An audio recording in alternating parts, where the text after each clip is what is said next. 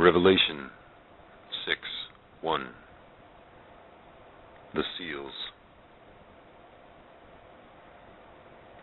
I watched as the Lamb opened the first of the 7 seals. Then I heard one of the 4 living creatures say in a voice like thunder, "Come!" I looked, and there before me was a white horse. Its rider held a bow, and he was given a crown, and he rode out as a conqueror bent on conquest. When the Lamb opened the 2nd seal, I heard the 2nd living creature say, "Come!" Then another horse came, a fiery red one. Its rider was given power to take peace from the earth and to make men slay each other. To him was given a large sword. When the Lamb opened the 3rd seal, I heard the 3rd living creature say, "Come!"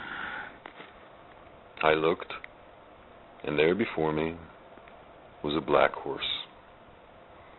Its rider was holding a pair of scales in his hand.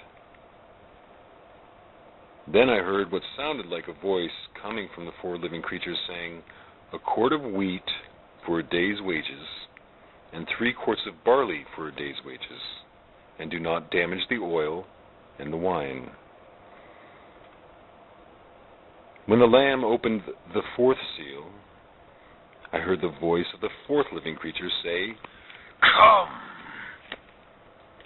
I looked, and there before me was a pale horse. Its rider was named Death, and Hades was following close behind him. They were given power over 1/4 of the earth to kill by sword, famine, and plague, and by the wild beasts of the earth. When he opened the 5th seal, I saw under the altar the souls of those who had been slain because of the word of God and the testimony they had maintained. They called out in a loud voice, "How long, Sovereign Lord, holy and true, until you judge the inhabitants of the earth and avenge our blood?" Then each of them was given a white robe, and they were told to wait a little longer, until the number of their fellow servants and brothers who were to be killed, as they had been, was completed. I watched